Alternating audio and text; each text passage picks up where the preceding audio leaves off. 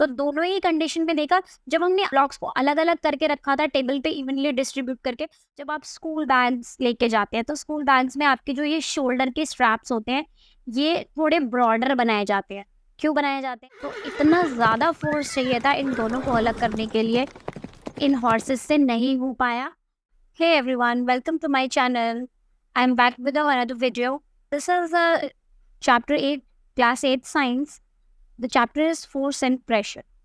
आज इस चैप्टर में हम एक बहुत इम्पॉर्टेंट जो टॉपिक है इस चैप्टर का वो डिस्कस करेंगे and the topic is pressure. So before starting the video हमेशा की तरह स्टार्ट करते हैं किससे? एमसीक्यू क्वेश्चन से। तो आज का आपका एमसीक्यू क्वेश्चन है, the pressure exerted bye a liquid. किसी भी लिक्विड द्वारा अगर प्रेशर एक्सर्ट किया जाता है तो वो आपके ऑप्शंस में सबसे पहला है डिक्रीज विद डेप्थ, वो डेप्थ के साथ डिक्रीज हो जाता है। ऑप्शन बी है does not change with the depth, depth के चेंज होने से कोई भी चेंज नहीं आता उसमें। ऑप्शन सी है इंक्रीजेज विद डेप्थ, डेप्थ के साथ इंक्रीज हो जाता है। एंड ऑप्शन डी है is same in different depths, और अलग अलग डेप्थ्स पे क्या होगा वो सेम होगा।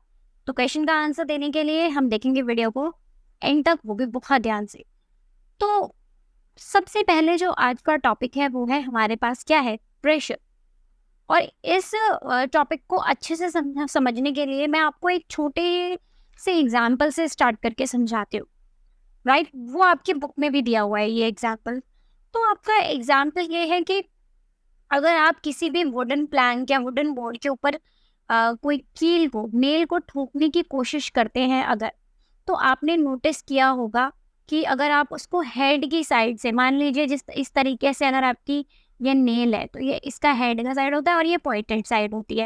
राइट, अगर आप हेड की साइड से उसको हैमर से फोर्स लगा के वुडन प्लैंक के अंदर डालने की कोशिश करेंगे तो वो आराम से चला जाएगा। राइट, बट अगर आप इसी कील को उल्टा कर देंगे और पॉइंटेड साइड की तरफ से कील को क्या करेंगे, अगर आप हैमर से ठोकेंगे और हेड जो है उसको प्लैंक, वुडन प्लैंक के अंदर पुश करने की कोशिश करेंगे तो वो क्या पॉसिबल है? नहीं हो पाएगा ये। ठीक है, तो ऐसा क्यों है? अगर आप वेजिटेबल्स कट करते हैं और अगर आप चाकू की वो वाली साइड यूज करते हैं जो शार्पन नहीं होती है, तो क्या आप अपनी वेजिटेबल्स को कट कर सकते हैं? आप सोचिए, नहीं कर पाएंगे। आपको शार्पर वाली जो साइड है उसको यूज करना पड़ेगा वेजिटेबल्स को कट करने के लिए। ओके, इसी तरीके से जो फोर्स की एक कंडीशन यहाँ पर हमें दिख रही है कि अगर आप कम सरफेस एरिया वाला जो पोर्शन है अगर वो यूज करते हैं किसी भी चीज को कट करने के लिए, या जैसे मान लीजिए अगर हमने जैसे एक एग्जांपल इसमें देखा कि अगर मैं पॉइंटेड साइड की तरफ से अगर वुडन प्लैंक के अंदर कील को ठोकूंगी, हैमर से उसको पुश करूंगी फोर्स लगा के, तो वो वुडन प्लैंक के अंदर इजीली चली जाएगी, है ना? क्यों? क्योंकि इसका जो सरफेस एरिया क्या है वो कम है, और जो हेड वाली साइड है उसका जो सरफेस एरिया है वो ज्यादा है। ठीक है, अब जैसे एक और एग्जांपल है आपके पास, आपने कुलीज देखे होंगे जो सामान उठाते हैं रेलवे स्टेशन वगैरह पे, तो वो क्या करते हैं, वो अपने सर के ऊपर ऐसा एक बंडाना सा रोल करके राउंड शेप में उसको बांध लेते हैं। जैसे गांव वगैरह में भी आपने देखा होगा कि जो लेडीज वगैरह अपने सर पे तसले वसले में जो सामान वगैरह इधर से उधर लेके जाती हैं, गांव में ही मटका रख के लेके जाते हैं जैसे हम पानी का, तो उसके नीचे कपड़े का ऐसे रोल करके उसको पहले सर के ऊपर रखा जाता है और उसके ऊपर फिर वो मटका या जो भी उनको वेट उठाना होता है, हैवी लोड, वो उसको उसके ऊपर रखते हैं। ऐसा क्यों होता है? ऐसा इसलिए होता है कि देखिए अगर आप डायरेक्ट जो हेवी लोड है उसको अपने सर के ऊपर रखेंगे तो वो क्या करेगा, वो बिल्कुल डायरेक्ट आपके सर के ऊपर प्रेशर डालने लगेगा। बट अगर आपने वो जो ये कपड़ा या जो भी ऐसे रोल करके आपने अपने सर के ऊपर बढ़ाया, तो वो जो वेट है उसके ऊपर अच्छे से डिस्ट्रीब्यूट हो जाएगा, क्योंकि उसको ज्यादा सरफेस एरिया मिल रहा है। नहीं तो वो डायरेक्ट आपके हेड के ऊपर आ जाएगा वेट, है ना, और वो इवनली डिस्ट्रीब्यूट हो जाएगा, तो आपकी जो बॉडी है उसके ऊपर प्रेशर जो क्या होगा वो कम पड़ेगा, प्रेशर को क्या कर देगा, रिड्यूस कर देगा। तो इजी हो जाएगा कैरी करना हमारे लिए हेवी लोड को अपने हेड के ऊपर। ठीक है, तो ये एक एग्जाम्पल हमें यहाँ से पता चला। तो एक और चीज है, दोनों ही कंडीशन में, तीनों ही कंडीशन में आप देख रहे हो कि जो फोर्स होता है वो एक यूनिट एरिया के ऊपर जब पड़ता है तो वो उतना ही ज़्यादा प्रेशर डालता है, राइट। तो यहाँ से हमें पता चला है कि प्रेशर जो है वो क्या है, फोर्स है area on which it's act, right. Area on which it's act मतलब जितना एरिया कम होगा हमारे पास फोर्स को डालने के लिए उतना ही प्रेशर क्या होगा, ज़्यादा पड़ेगा। अगर हम सरफेस एरिया बढ़ा देंगे तो फोर्स क्या होगा, वो कम लगेगा और उससे जो प्रेशर होगा वो क्या हो जाएगा, डिक्रीज हो जाएगा, इंक्रीज हो जाएगा। ये कंडीशन दोनों ही केसेस में चलती रहेंगी, ठीक है, इंक्रीज और डिक्रीज। जैसे एरिया अगर बढ़ेगा तो प्रेशर क्या होगा, कम पड़ेगा, ठीक है। और अगर हम एरिया को स्मॉलर करते जाएंगे जितना, प्रेशर जो होगा वो उतना ही ज्यादा जो है वो बढ़ता जाएगा, राइट। तो before going further into the chapter मैं आपको थोड़ा सा डिटेल में और वीडियोस एग्जांपल्स के थ्रू समझाना चाहूँगी। तो यहाँ पर आप देखिए, यहाँ पर एक टेबल दे रखा है, राइट। यहाँ पे इसके ऊपर 5 हमने क्या किया, वुडन प्लैंक्स को रख दिया सेम साइज, ठीक है। और इस टेबल के ऊपर हमने इसको ऐसे प्लेस कर दिया, राइट। और हमने आगे आगे क्या किया कि जो टेबल है वो देखेंगे कि हम सेम कंडीशन में ही रहेगा, क्योंकि हमने यहाँ पर आप देखिए वेट को कैसे इवनली यहाँ पर यहाँ पर यहाँ पर ऐसे 5 पार्ट्स में डिवाइड करके टेबल के बीच में रख दिया। बट हमने जब सारे के सारे जो वुडन ब्लॉक्स या लॉग्स हैं उनको एक दूसरे के ऊपर बॉक्सेस में करके और टेबल के बिल्कुल सेंटर में अगर हमने रख दिया, तो उससे क्या होगा, जो पुश जो फोर्स जो होगा वो हमारा ये जो टेबल टॉप है उसके ऊपर धीरे धीरे ज्यादा पड़ेगा। इसका मतलब क्या है, इस यहाँ पर जो ये वाला सरफेस है इस पे जो प्रेशर है वो क्या हो रहा है, धीरे धीरे धीरे बढ़ जाएगा, राइट। क्यों, क्योंकि जब हमने वुडन ब्लॉक्स को प्रीवियस कंडीशन में कैसे रखा था, अलग अलग अलग करके सेम डिस्टेंस पे जब हमने प्लेस कर दिया था, तो वो क्या कर रहे थे, अलग अलग सरफेस एरिया पे प्रेशर डाल रहे थे, तो इतना प्रेशर नहीं बढ़ रहा था, राइट। बट जब हमने नेक्स्ट कंडीशन में उनको एक के ऊपर एक के ऊपर एक करके रख दिया, तो उससे क्या हुआ, सारा का सारा जो प्रेशर है वो सेंटर में ही आ गया टेबल के टॉप पे। तो वो जो पुश फोर्स है वो भी क्या हो गया, इंक्रीज हो गया, और प्रेशर जो है वो टेबल के यहाँ पर सेंटर में इंक्रीज हो गया, राइट। अगर मैं इसी के ऊपर वुडन ब्लॉक्स को इंक्रीज करती जाऊं तो क्या होगा, प्रेशर उतना ही ज्यादा जो है वो बढ़ेगा, और उसका जो इम्पैक्ट है वो भी हमें देखने को मिलेगा कि ये जो टेबल टॉप है यहाँ पे देखिए यहाँ से बेंड हो गया। तो दोनों ही कंडीशन में देखा, जब हमने अलग अलग ब्लॉक्स को अलग अलग करके रखा था टेबल पे इवनली डिस्ट्रीब्यूट करके, तो टेबल का जो टॉप था वो बिल्कुल सीधा था, कोई प्रेशर नहीं पड़ रहा था। जब हमने उन्हीं बॉक्सेस को एक के ऊपर एक करके एक ही पॉइंट पे प्रेशर डाल के रख दिया, तो वो जो टेबल का जो टॉप है वो क्या हो गया, उसकी जो शेप है वो भी बिल्कुल चेंज हो गई, ठीक है। तो इससे पता चलता है कि जितना एरिया कवर होगा, फोर्स जो होगा वो कम लगेगा तो प्रेशर भी कम पड़ेगा, राइट। जितना हम एरिया को कम करते जाएंगे किसी भी चीज के ऊपर, ऑब्जेक्ट के ऊपर प्रेशर डालने के लिए, तो फोर्स अगर हम जितना एरिया कम करेंगे उतना ज्यादा जो प्रेशर है वो बढ़ता जाएगा, राइट। क्योंकि हमारा जो प्रेशर है उसकी डेफिनेशन हमें क्या बताती है कि प्रेशर क्या होता है, force acting per unit area, एक एरिया पे कितना जो फोर्स है वो डाला जा रहा है, ठीक है। स्मॉलर द एरिया, प्रेशर जो है वो उतना ही ज्यादा हो जाएगा, राइट। तो प्रेशर जो है वो किससे रिलेटेड है, फोर्स से रिलेटेड है, ओके। यहाँ पर हमारे पास डेली लाइफ में कुछ एग्जांपल्स है। जैसे आपने देखा होगा जब आप स्कूल बैग्स लेके जाते हैं, तो स्कूल बैग्स में आपके जो ये शोल्डर के स्ट्रैप्स होते हैं ये थोड़े ब्रॉडर बनाए जाते हैं। क्यों बनाए जाते हैं ब्रॉडर, ताकि जो आपके शोल्डर्स हैं उनके ऊपर प्रेशर कम पड़े, राइट, प्रेशर जो है वो कम पड़े। बट अगर आप इन बैग के जो स्ट्रैप्स हैं अगर उनको पतला कर देंगे तो वो आपके शोल्डर्स को पीछे की तरफ पुश करेंगे, प्रेशर ज्यादा पड़ेगा, तो क्या होगा, आपको शोल्डर पेन या इंजरी उससे हो सकती है, आपने देखा होगा, राइट। इसी तरीके से आपको पेन फील होने लग जाएगा शोल्डर्स में।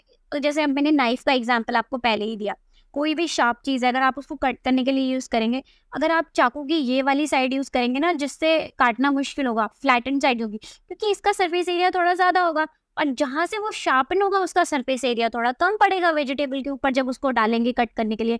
तो जहाँ से सरफेस एरिया क्या होगा, वो कम होगा, वो अच्छे से प्रेशर डलेगा और वेजिटेबल्स कट हो जाए, right.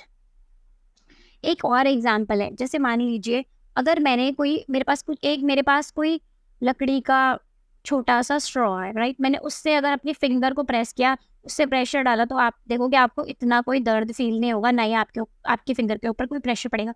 In comparison to a needle, अगर मैंने कोई नीडल ली और वहां से भी अपनी उंगली पे चुभो दी, तो वहां से ब्लड निकलने लग जाएगा। क्यों? सुई बहुत छोटी है, आगे से पॉइंटेड है और शार्प है। तो वो जो है, जब मैं उस पर हल्का सा भी उसके ऊपर फोर्स लगाऊंगी, जब फिंगर के ऊपर रखूंगी, तो वो क्या करेगी, इन्वेट कर जाएगी, अंदर चली जाएगी और वहां से ब्लड निकल जाएगा। और जो अगर मैंने स्ट्रॉ लिया है, तो वो क्या है, उसका सरफेस एरिया ज्यादा, वो आगे से मोटा होगा, तो वो क्या होगा, उसका जो इम्पैक्ट होगा प्रेशर डालने का, वो कम होगा, तो मुझे ब्लड या पेन ज्यादा फील नहीं होगा। ठीक है, ये शोल्डर बैग का एग्जाम्पल मैंने आपको अभी दे दिया। इजी हो जाएगा कैरी करना अगर ब्रॉडर शोल्डर स्ट्रैप्स होंगे, बैग के स्ट्रैप्स होंगे, तो इससे क्या होगा कि जो इजी हो जाएगा वेट उठाना बच्चों के लिए स्कूल बैग का। जैसे ये आपने वेजिटेबल वाला एग्जाम्पल भी अभी देख लिया, ये हमने शार्प टिप नीडल का एग्जाम्पल भी देख लिया, राइट। अब आपका जो नेक्स्ट टॉपिक है वो है pressure exerted bye liquids and gas. क्या लिक्विड और गैसेस जो होती हैं वो प्रेशर एक्सर्ट करती हैं चीज़ों के ऊपर? या मान लीजिए मैंने जैसे बॉटल है, उसके अंदर पानी भरा, तो क्या वो जो पानी है वो प्रेशर एक्सर्ट करता है वॉल्स के ऊपर बॉटल की या नहीं? तो इसको भी हम कुछ एग्जाम्पल्स के थ्रू समझते हैं। यहाँ पर आपको एक एक्टिविटी दी हुई है। इस एक्टिविटी में आपको क्या करना है, आपको ये ट्यूब्स लेनी है, राइट। आपने ट्यूब्स लिए, आपने जो ये एक एंड है ना इसका, यहाँ पर ये वाला एंड जो है, इसके ऊपर कोई आपने मान लीजिए रबर शीट या ऐसा कुछ ले गया और उसको एक एंड पे टाई कर दिया अच्छे से, ताकि अगर आप उसके अंदर पानी डालें तो वो लीक ना हो, राइट। तो आपने क्या किया, इसको मिडल से पकड़ लिया और इसके ऊपर से थोड़ा सा पानी पौर किया। जब आपने पानी पौर किया, तो आप पहले नीचे से देखिए, ये जो रबर शीट या इन्फ्लेटेड बलून होगा, ये बलून होगा, वो देखिए अगर आपके पास पानी कम है तो उसकी शेप देखिए, ये बल्ब छोटा है अभी यहाँ पर। जब आप इसके अंदर पानी और डाल देंगे, when you add more water to the tube, तो ये जो बल्ब है वो नीचे से बड़ा हो जाएगा। इसका मतलब क्या है? इसका मतलब ये है कि जो अगर जैसे जैसे आप वाटर इसके अंदर और पॉर करते जाएंगे, तो नीचे भी उस वाटर का प्रेशर जो है वो पड़ रहा है और वो जो बल्ब है उसको इंक्रीज कर रहा है। तो इससे हमें क्या पता चल रहा है कि जो लिक्विड्स होते हैं वो प्रेशर जो होता है वो पुट करते हैं, राइट। एक और एग्जाम्पल है आपके पास, ये वाला एग्जाम्पल हम और देखेंगे, 8 पॉइंट टाइम वाला आपके बुक से। आपने एक बॉटल लिया, राइट। आपने उसको एक साइड से, ये वाला जैसे, इसको मान लीजिए आपने कोई भी रॉड वगैरह कुछ ऐसा लेकर उसको हीट करके यहाँ पर आपने इसको यहाँ पे होल कर दिया। होल करने के बाद आपने इसके अंदर एक सिलेंड्रिकल कोई ट्यूब डाल दी और उसके बाद उसको अच्छे से सील कर दिया ताकि पानी वहाँ से लीक ना हो। इसके बाद आपने अगेन यहाँ पर कोई बलून का इस्तेमाल किया इस एंड पर, क्योंकि यहाँ से ओपन है, तो इसको यहाँ से भी क्या करा, इस बलून के साथ सील कर दिया, राइट। उसके बाद आपने बॉटल में डाला ऊपर से पानी, ठीक है। अब देखो, जैसे ये बल्ज है ये स्मॉल है, जैसे जैसे आप इस वाटर के अंदर और पानी डालते जाओगे, ये बल्ज जो है वो उतना ही बड़ा होता जाएगा, बलून वाला या इन्फ्लेटेड शीट वाला, रबर शीट वाला। ऐसा क्यों है? ऐसा इसलिए है कि जो लिक्विड्स होते हैं वो जो बॉटल है उसकी वॉल्स के ऊपर भी इक्वल प्रेशर जो है वो एक्सर्ट कर रहे हैं, ठीक है। एक और एग्जाम्पल मैं आपको देती हूँ। जैसे मान लीजिए आपके पास ये बॉटल है, तो इससे हमें पता चलता है कि जो लिक्विड्स होती हैं वो एक्सर्ट क्या करती हैं, इक्वल प्रेशर करती है सेम डेप्थ पे। मैंने ये बॉटल ली, इसमें आपको कुछ नहीं करना, आपने बॉटल को एक ही साइड से क्या करा, मतलब सेम डेप्थ पे आपने इसमें होल कर दिए। उससे मान लीजिए ये आप देखो, ये सेम डेप्थ पे आपने 1 2 3 4 होल कर दिए। जब आप इस बॉटल के अंदर पानी डालोगे, तो आप देखोगे कि ये जो पानी है प्रेशर से जब बाहर निकलेगा वो बिल्कुल इक्वल डिस्टेंस पे जाएगा हर तरफ, राइट। क्योंकि ऐसा है इसलिए क्योंकि जो लिक्विड होंगे वो इक्वल प्रेशर एक्सर्ट करेंगे सेम डेप्थ पे, ठीक है। अगर मान लो मैं यहाँ पर बात करूँगी, अगर मैं यहाँ पे 3 होल कर देती, तो ये पानी शायद उतना ही और दूर जाता या और पास में गिरता। क्यों? क्योंकि वो बट जो डेप्थ होती है वो जो प्रेशर एक्सर्ट करने का वो जो एक पूरा का पूरा डिस्टेंस होता है वो तब भी क्या होता है, इनके लिए तीन यहाँ से सेम रहता है, सेम डेप्थ से, राइट। तो इससे ये पता चल रहा है कि एक तो जो लिक्विड्स हैं वो प्रेशर एक्सर्ट करते हैं, दूसरा एक्टिविटी हमें ये शो कर रहा है कि जो लिक्विड्स होते हैं वो वॉल्स पे भी प्रेशर एक्सर्ट करते हैं कंटेनर के, राइट। तीसरा हमें ये पता चल रहा है कि जैसे सेम डेप्थ पे, मान लीजिए मेरे पास ये एक प्लास्टिक का ग्लास है, मैंने यहाँ पर ऐसे यहाँ एक होल कर दिया, यहाँ एक होल कर दिया, यहाँ एक होल कर, तीन सेम डेप्थ में होल कर दी, तो जब इनसे पानी निकलेगा ना तो वो इक्वल डिस्टेंस पे जाके गिरेगा प्रेशर से, ठीक है। तो इससे यहाँ पर इस एक्टिविटी से हमें पता चल रहा है कि जो लिक्विड्स होते हैं वो इक्वल प्रेशर एक्सर्ट करते हैं सेम डेप्थ, ठीक है, ओके। तो इससे हमें ये भी क्लियर हो गया कि प्रेशर जो है वो कैसे एक्सर्ट होता है लिक्विड के थ्रू, राइट। अब देखिए, अब इसके बाद में अगर आप मान लीजिए जैसे मैं बलून कोई इन्फ्लेट करती हूँ, मैंने एक बलून लिया, मैं उस बलून को इन्फ्लेट करने की कोशिश करती हूँ, तो अगर आप उसको इन्फ्लेट करने की कोशिश करो तो आप अपने एयर के थ्रू जैसे उसके अंदर फूंक मारेंगे तभी वो बलून इन्फ्लेट होगा ना। तो हमारे अंदर क्या होता है, हमारे अंदर तो एयर है, वो गैसेस की फॉर्म में होती है।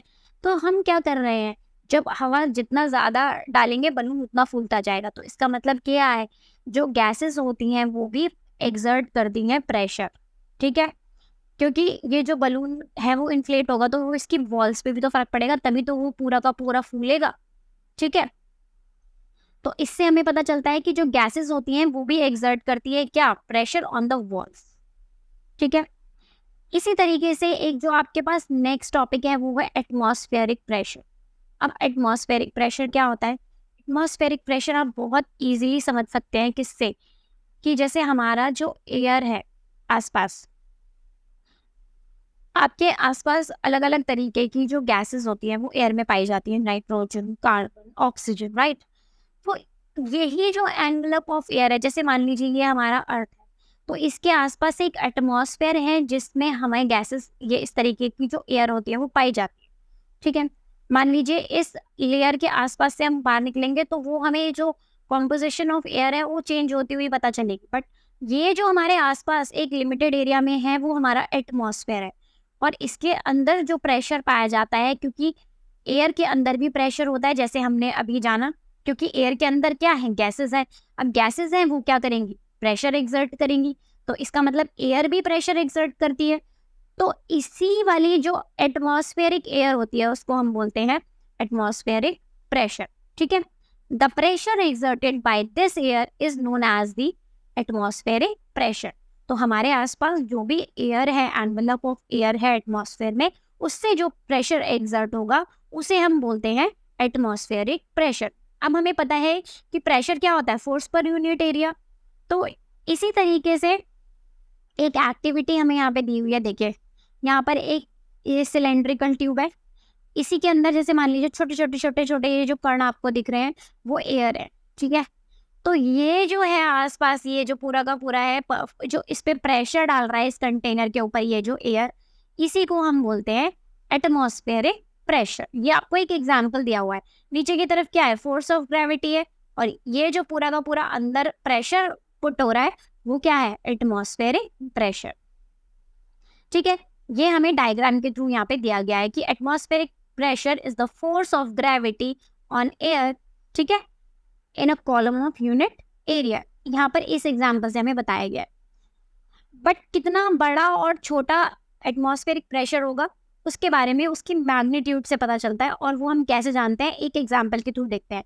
आपने रबर सकर्स तो देखे होंगे, कभी कभी की चेन्स में भी लगे होते हैं, बच्चों के टॉयज में भी लगे होते हैं। जैसे टॉयज को ऊपर अगर हमें वॉल पे टक करना है तो हम उसको वो सकर के थ्रू यूज करके टक कर सकते हैं ऊपर।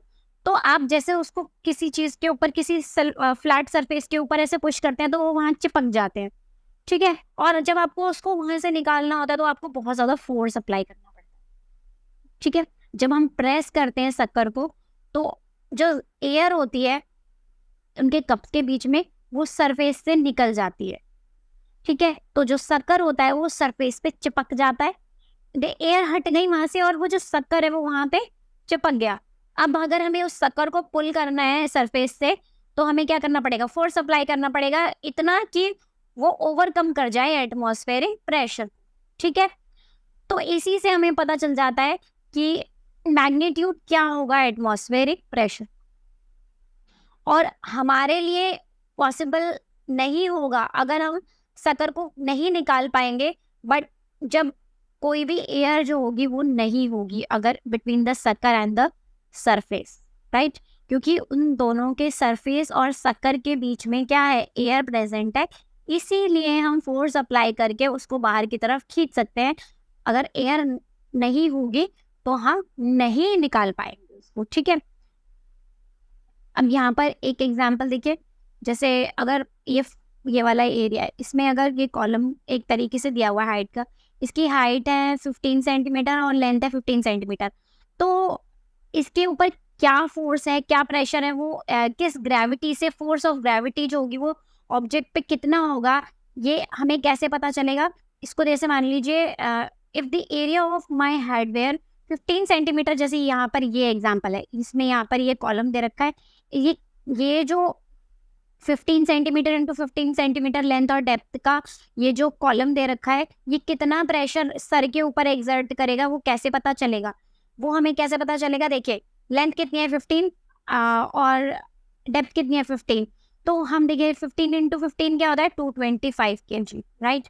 बट ये हमें फील नहीं होगा अपने सर पे, जब आप, क्यों नहीं होगा, क्योंकि फोर्स ऑफ ग्रेविटी भी जो है उसको अपोज कर रही है, तो वो जो टोटल प्रेशर हो जाएगा वो 0 हो जाएगा और उसको बैलेंस कर देगा, तो हमें जो प्रेशर है वो बिल्कुल भी फील नहीं होगा अपने सर के ऊपर।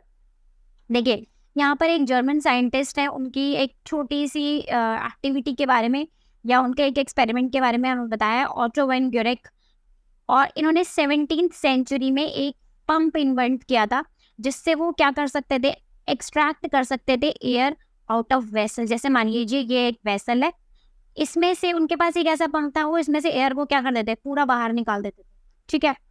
तो इस हेल्प के पंप से उन्होंने एक डेमोन्स्ट्रेशन जो है उसको किया कि जो फोर्स और प्रेशर, एयर प्रेशर को हमें दिखा सकता था। उन्होंने क्या किया, ये जो दो हॉलो जो स्फेरिकल्स थे, मेटेलिक स्फेरिकल्स, उनको क्या किया, ज्वाइन कर दिया, और इनका डायमीटर था 51 सेंटीमीटर।